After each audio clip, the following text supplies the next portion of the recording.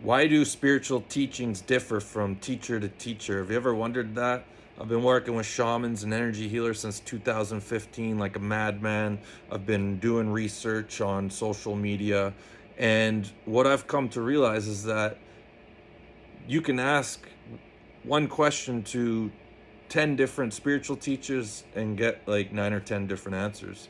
And a part of me is like, well, why are we all getting different shit? Aren't we all connected as one? And the thing that I've come up with is that depending on your soul's mission for coming here, it's going to depend on your belief system. In 2015, I started working with some spiritual girls that were like, their energy was like a fairy. It was like you were it's like you were in Disneyland just being next to them, right? And I believe that these individuals that I came into contact with, and there's individuals out there, that their main goal is to just anchor in as much light as possible. And so their life path would put them on a certain trajectory.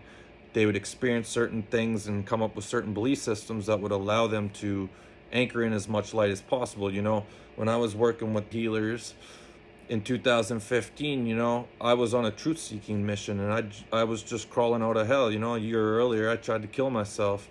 So I was trying to figure out everything I could about reality. I was just seeking truth, right? And when I brought up all these things to these individuals about, you know, the horrific things that are happening to kids with trains underground and Chrome in Hollywood and all these things, they knew nothing about the reality that they lived in. Nothing about the evil that was controlling this planet. And I just think that that's because their main purpose was to just anchor in as much light as possible.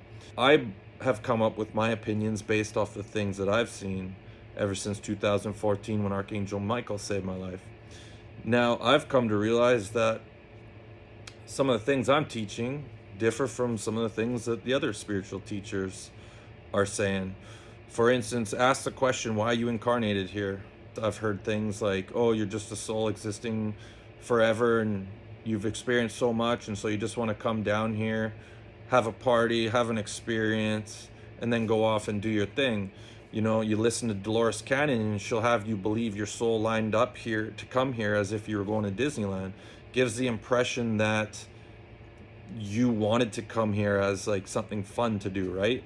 But the way I see it is more like you lined up here because the building you were in was on fire and you were trying to get out, and the only way to get out of that burning building was to come incarnate onto planet Earth. So you lined up.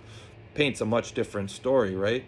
So why do I believe we incarnated here? Well, it depends on your soul and your soul's history.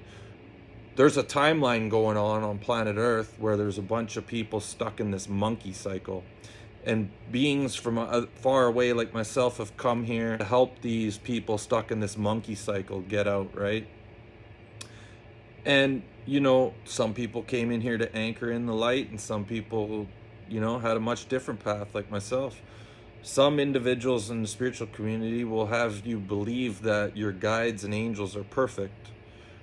You won't hear that from me because, you know, a lot of times we as humans put all the weight and baggage on our own shoulders when in actuality our guides and angels are on their own evolutionary path. You know, when I found out that I had dollar store first time around angels on my team, you know, I was like, who the fuck came up with that? You know, I was shown and told some things that I can't talk about, but when I found out that they sent me down here with dollar store like first time around angels, I was like, I remember reaching this one angel told me one time, this was right before I had a fallen angel attached to me in 2020, and one of my angels said to me, some of the angels on your team are concerned that you've gone to the other side.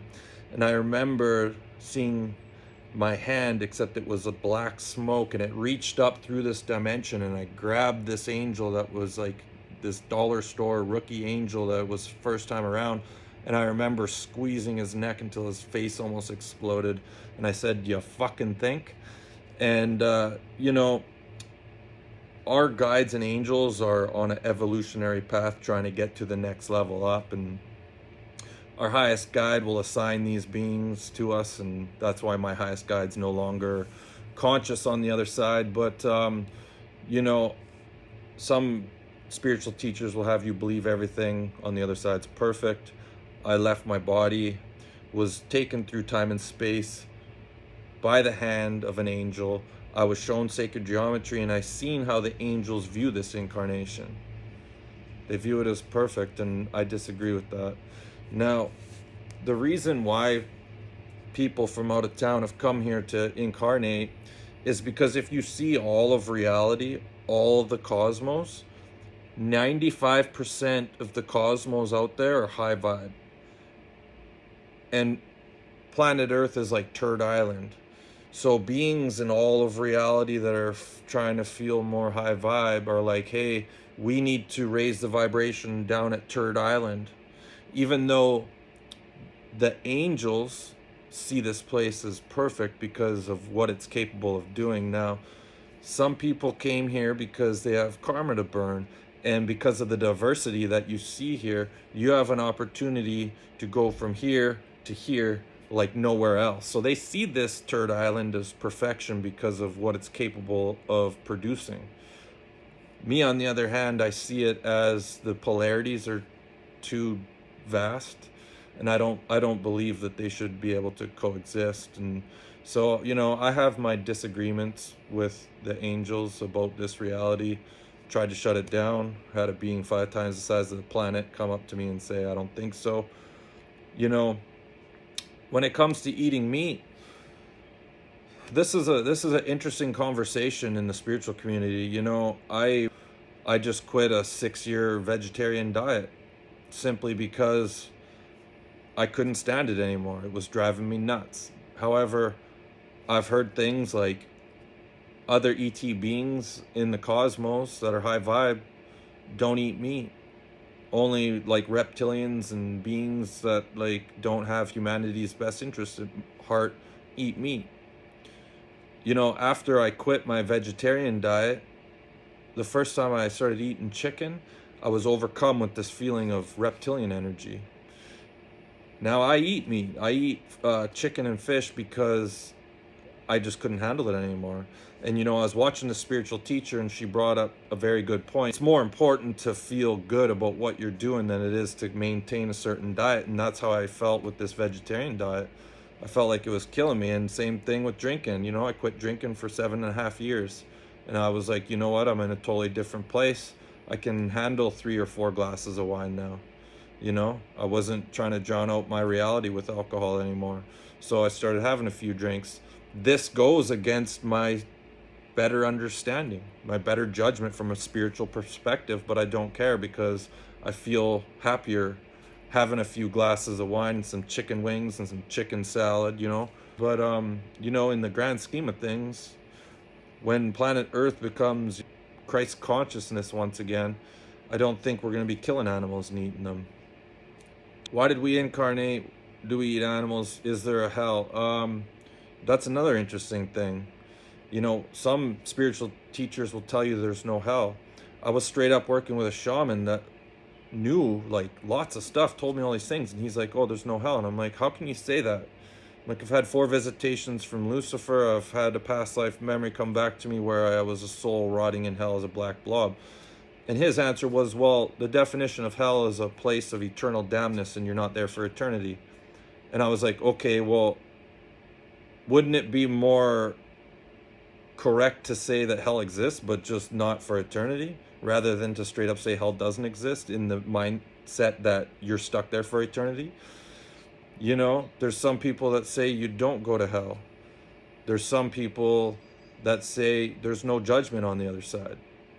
Well, you could quote unquote say there's no judgment on the other side and that you're not judged, but what if I told you that I've astral projected to the life review room and there's 4 chairs with beings that are 20 feet tall and a bunch of other beings standing around, and even though they're not quote unquote judging you, they're weighing your heart and evaluating your options based on the step-by-step process that you go through. I still don't exactly know how they determine whether you go to hell or whether you incarnate into a hellish reality on Earth. maybe it's the same thing. I don't know. I know that I've experienced hell on earth for many years. And it's like in the last 3 years that I've done a bunch of healing, a part of me has become bitter because I seen what my guides and angels were willing to put me through, having memories of me telling them that it wasn't a good idea, and then attempting to commit suicide in 2014.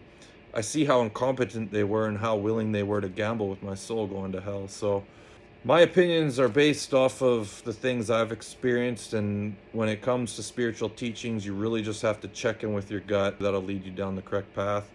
That's all I got. Thanks for watching.